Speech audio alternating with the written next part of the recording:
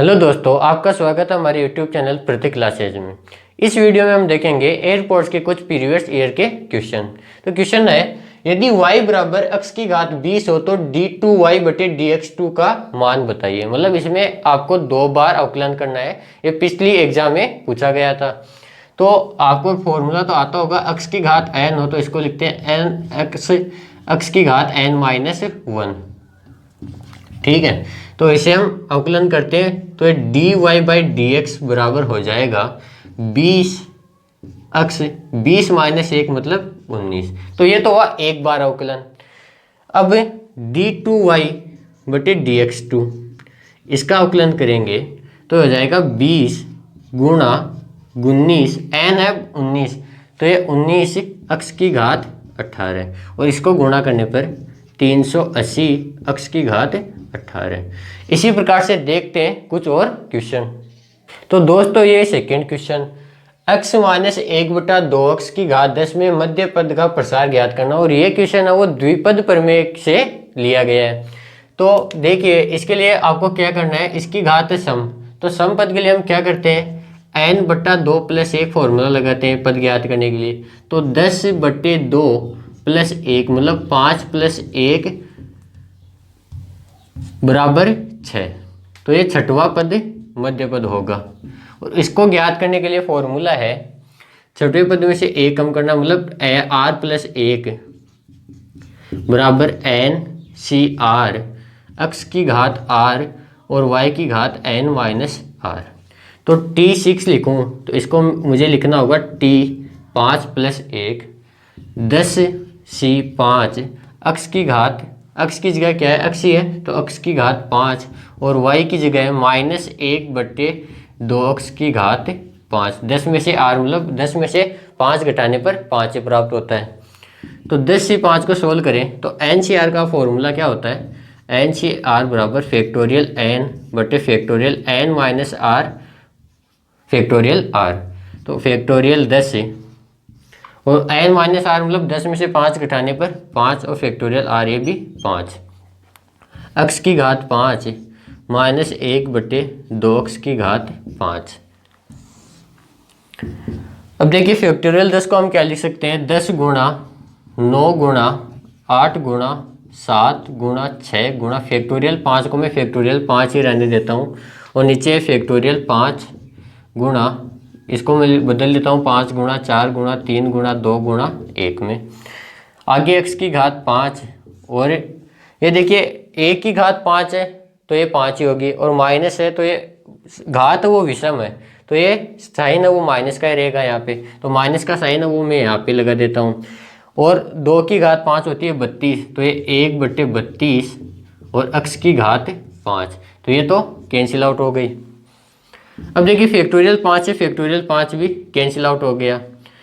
5 और 2 को 10 से काट सकते हैं, 3 को 9 से 3 बार और 4 को 8 से 2 बार।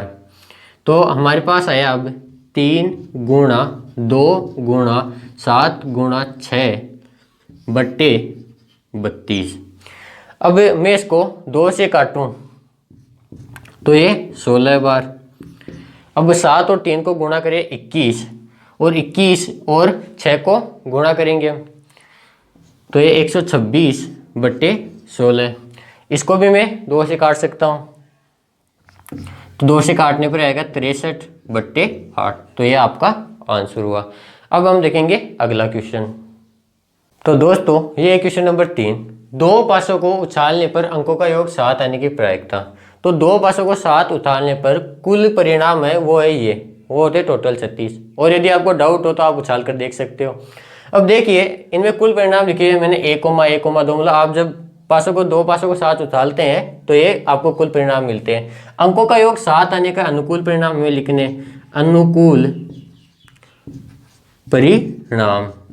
ठीक है, अनुकूल परिणाम में हमें अंकों का योग है वो 7 होना ही चाहिए। तो अंकों का योग 7 को 1 और 1 को जोड़ने पर है वो 2 ही प्राप्त होता है। तो देखिए एक तो 1,6 इन दोनों को जोड़ने पर अंकों का योग 7 आता है।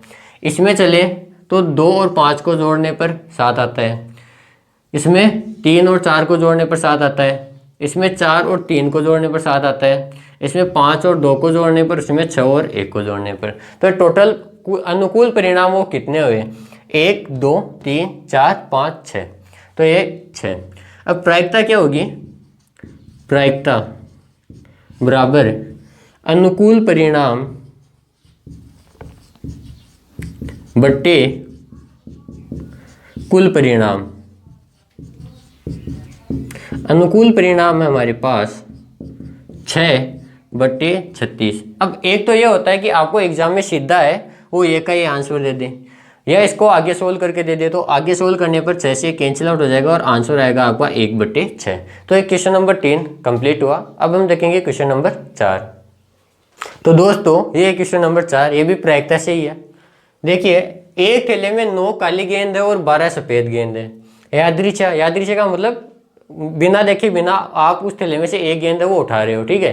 तो यादृच्छा एक गेंद निकाली जाती है तो उसके सफेद होने की क्या प्रायिकता है? और प्रायिकता का फॉर्मूला जैसे कि इसके पीछे हमने सोल्व किया क्वेश्चन, तो उसमें बताया प्रायिकता क्या होती है? अनुकूल परिणाम बटे कुल परिणाम। तो कुल परिणाम लिखते हैं हम, कुल परिणाम। अब कुल क्या है? गेंद है, इसमें गेंद दी गई है, तो 9 तो काली गेंद और 12 सफेद गेंद, और टोटल कितनी हो गई? 21 गेंद हो गई। तो कुल परिणाम हो गए 21। अनुकूल परिणाम, अनुकूल परिणाम मतलब प्रायिकता किससे रिलेटेड आपको पूछी गई है। तो देखिए सफेद गेंद होने की प्रायिकता, तो सफेद गेंद है 12 में से कोई सी भी हो सकती है, तो 12 है सफेद गेंद, तो अनुकूल परिणाम लिखेंगे 12। क्योंकि देखिए जैसे कि एक थैला है, थैले में से 12 सफेद गेंद और 9 काली गेंद है। इसमें पूछा गया कि सफेद होने की ही क्या प्रायिकता है, तो सफेद होने की 12 गेंदों में से सफेद कोई सी भी आ सकती है, तो अनुकूल परिणाम टोटल कितने होंगे? 12। तो प्रायिकता का फॉर्मूला लिखूंगा मैं यहाँ पे, प्रायिकता बराबर अनुकूल परिणाम बटे कुल परिणाम। अनुकूल है 12 और कुल है 21। तो ये आपका क्वेश्चन नंबर 4 सोल्व हुआ। अब हम देखेंगे क्वेश्चन नंबर 5।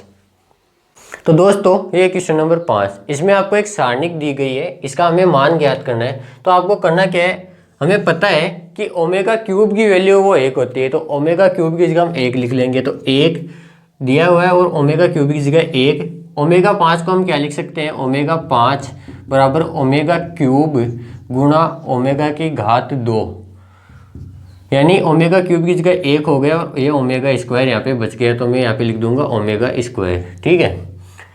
आगे ओमेगा क्यूब है तो इसकी जगह 1 दिया हुआ है और ओमेगा की घात 4 की जगह ओमेगा, क्यों? क्योंकि ओमेगा की घात 4 को हम लिख सकते हैं ओमेगा की घात 3 गुणा ओमेगा, और इसकी वैल्यू 1 हो गई तो ये ओमेगा बच गया यहाँ पे, ठीक है। ओमेगा की घात 5 को हमने लिखा ओमेगा स्क्वायर, ओमेगा और 1। अब आपको इसको सोल्व करना है।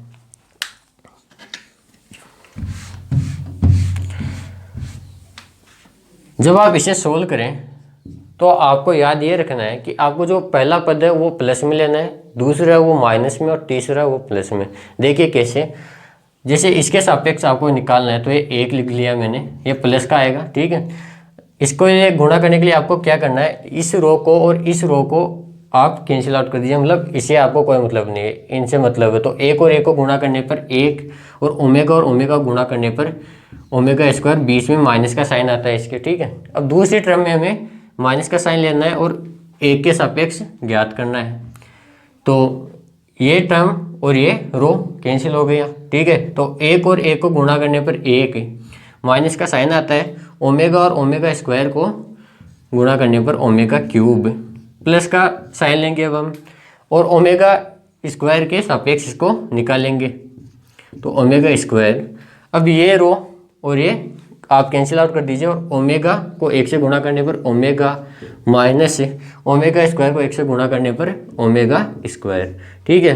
अब देखिए सोल्व करते हैं, तो 1 इसको गुणा करना है, तो ये 1 माइनस ओमेगा स्क्वायर, माइनस 1 को 1 से गुणा करने पर ये प्लस का 1, तो ये माइनस का 1 हो जाएगा, और माइनस गुणा माइनस ये plus omega cube, plus omega और ओमेगा गुणा करने पर ओमेगा क्यूब माइनस ओमेगा की घात 4। तो ये देखिए प्लस का 1 और ये माइनस का 1, ये कैंसिल आउट हो गया, ठीक है। ओमेगा क्यूब की जगह हम लिख सकते हैं 1, और ये भी 1, और ओमेगा की घात 4 की जगह हम लिखेंगे ओमेगा। ठीक है, तो ये 1 प्लस 1 तो ये हो गया 2। ठीक है, और आपको पता होगा कि माइनस ओमेगा स्क्वायर और माइनस ओमेगा की वैल्यू होती है वो 1 होती है, तो ये प्लस 1 बराबर 3। तो इसका आंसर आया 3। अब हम सोल्व करेंगे क्वेश्चन नंबर 6। तो ये क्वेश्चन नंबर 6, छठवां क्वेश्चन है वो आपका है द्विघात समीकरण से। यदि अल्फा बीटा समीकरण x square minus 2x plus 4 बराबर 0 के कोई मूल है तो अल्फा की घात 5 प्लस बीटा की घात 5 का मान बताइए। तो पहले तो हम क्या करेंगे, इसका जो मूल समीकरण है उससे उसकी तुलना करेंगे। मूल समीकरण होता है इसका x square minus alpha plus beta x plus alpha dot beta बराबर 0। और जो हमें दिया गया समीकरण है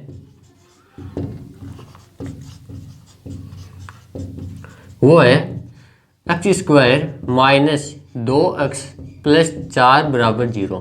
तो इसे देखिए मूल है अल्फा प्लस बीटा, तो अल्फा प्लस बीटा की वैल्यू है वो हमारे पास आई 2। ठीक है, और अल्फा बीटा की वैल्यू है वो हमारे पास आई 4। तो ये तो हमने तुलना करने पर अल्फा प्लस बीटा और अल्फा बीटा के मान प्राप्त कर लिए। अब देखिए अल्फा की घात 5 प्लस बीटा की घात 5 का फॉर्मूला होता है alpha square plus beta square alpha cube plus beta cube minus alpha square beta square alpha plus beta. तो अब देखिए इसको हम कैसे सोल्व करें। Alpha square plus beta square, ठीक है, इसको हम लिख सकते हैं alpha square plus beta square, इसको हम लिख सकते हैं अल्फा प्लस बीटा का whole square minus 2 alpha beta.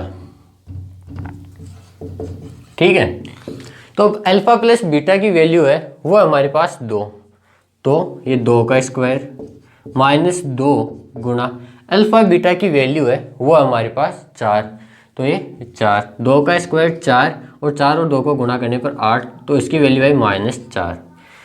और आगे दिया गया हमें alpha cube plus beta cube, तो alpha cube plus beta cube का फॉर्मूला होता है अल्फा प्लस बीटा का whole cube minus 3 alpha beta alpha plus beta.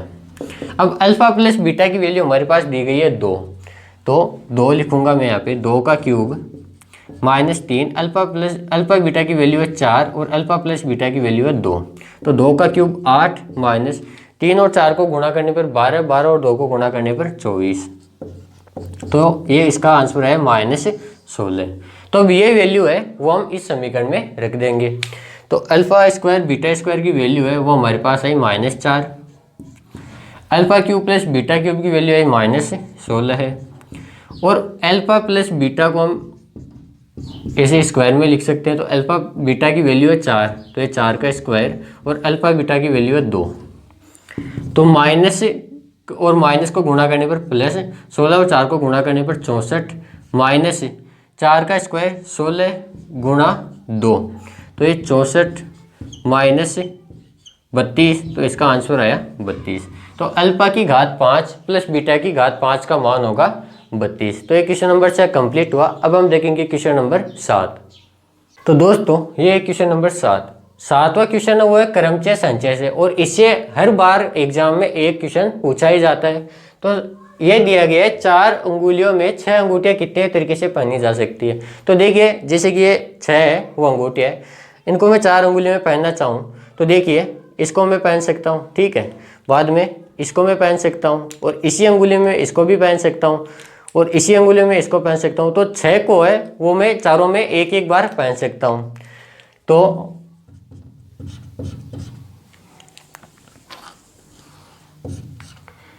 चार, पहली अंगुली में 4 है, दूसरी में 4, तीसरी में 4, चौथी में 4, इसी प्रकार मैं 6 अंगूठियों को 4 उंगलियों में पहन सकता हूँ 4-4 बार। तो आपको ये सीधा दिया हुआ मिलेगा एग्जाम में 4 की घात है। आपको ये सोल्व करके नहीं पूछा जाएगा क्योंकि एग्जाम में इतना टाइम नहीं रहता है, और आपको ये सीधा ऑप्शन में मिल जाएगा। तो ये क्वेश्चन नंबर 7 है वो कंप्लीट हुआ। अब हम देखेंगे क्वेश्चन नंबर 8। तो ये है क्वेश्चन नंबर 8 और ये है परवलय के आपके टॉपिक से। तो यदि परवलय का समीकरण है वो दिया गया है y² बराबर -12x, तो नाभि यानी फोकस के निर्देशांक में बताने। तो परवलय का समीकरण होता क्या है, परवलय का समीकरण y² बराबर 4a। ठीक है, और यदि मैं डायग्राम बनाऊं तो इसका डायग्राम बनेगा कुछ इस प्रकार से। ठीक है, ये इसका डायग्राम हुआ। अब इसकी आप तुलना करें तो देखिए y² बराबर -12x, तो 4 का भाग दीजिए इसमें तो आएगा 3। तो इसके निर्देशांक होंगे a बराबर -3,0। तो एकदम इजी से क्वेश्चन था, कुछ भी नहीं है इस क्वेश्चन में। इस प्रकार से इजी क्वेश्चन भी एयरपोर्ट्स के एग्जाम में आते हैं। ये क्वेश्चन नंबर 8 है, वो तो आपका कंप्लीट हो गया। अब हम देखते हैं क्वेश्चन नंबर 9। ये दोनों ही त्रिकोणमिति से हैं। तो देखिए क्वेश्चन नंबर 2 है, ये पूछा गया था कि tan inverse x plus cot inverse x का मान बताइए। तो tan inverse x plus cot inverse x का मान होता है π/2। ये सिंपल सा क्वेश्चन है। इसी प्रकार 10वां क्वेश्चन है, बड़ा ही आसान क्वेश्चन है। इसका भी हमें मान ज्ञात करना है। तो कोट इनवर्स √3 को हम लिख सकते हैं कोट π/6। तो ये कैंसिल आउट हो गया और इसका मान आया π/6। तो ठीक है दोस्तों, ये थे एयरपोर्ट्स के एग्जाम में पूछे गए प्रीवियस ईयर के कुछ इंपॉर्टेंट क्वेश्चन। अब हम मिलते हैं अपनी अगली क्लास में कुछ और क्वेश्चन के साथ। तब तक के लिए थैंक यू।